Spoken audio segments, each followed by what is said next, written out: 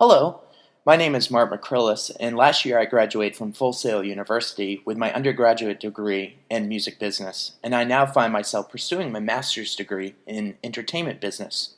As you may know, I'm a music fanatic, and I found my calling early on in my high school career. It was during this turning point in my life that I returned to my origins and fell back in love with my passion for music.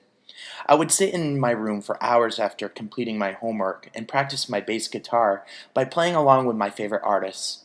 In fact, I remember countless times that my parents would come into my room and tell me to stop playing because they were headed to bed.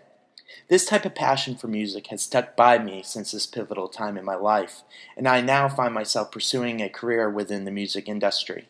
I want to be involved with artists any way possible, whether that's in their own brand development through an A&R type of position or as their tour manager out on the road. I know for a fact that I'm on the right pathway in my journey towards mastery, and that journey is beginning to take off here at Full Sail with my pursuit of my master's.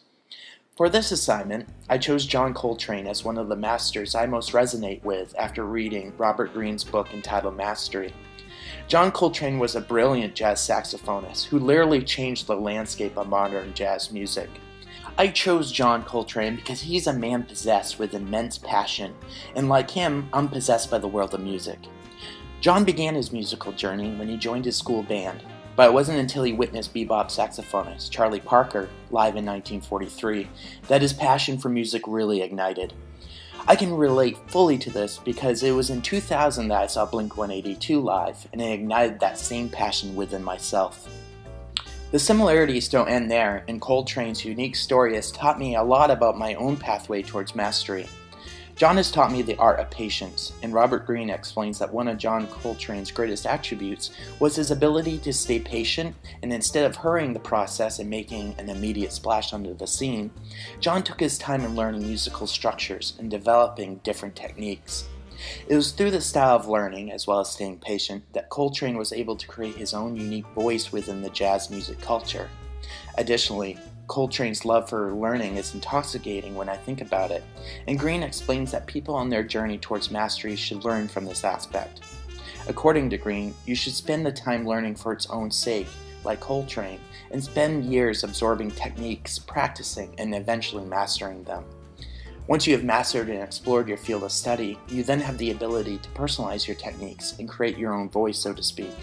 In fact, it's during this journey that you may just create something beautiful and compelling like John Coltrane did with his own unique voice in jazz music. If I were to sit in a room with John Coltrane, it would undeniably be a great honor as well as privilege. So with that being said, I would want to ensure I crafted the appropriate persona for the situation. Understand, I'd be sitting in front of a jazz musician legend, so I'd want to ensure that I crafted a professional appearance. Additionally, in a meeting like this, it would be very important to be empathetic and gain a more realistic appraisal of Coltrane's view on the world. I would do this by ensuring my emotions were directed outward and not inward, so I'd be able to analyze everything from that meeting in a clear fashion. So with that being said, I'd ask John Coltrane the following questions. With the digital revolution upon us, which correlates to physical album sales plummeting, what's your take on streaming services such as Spotify? Should artists like yourself be concerned? And do you think artists have more responsibility these days in terms of their success? What advice would you give up-and-coming artists? Finally, 2 of the 7 deadly realities that I chose are laziness and flightiness.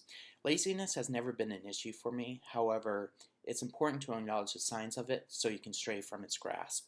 I think we all contribute laziness to laying on the couch and not doing anything, but it's deeper than that. It's taking that shortcut to get to the desired end result.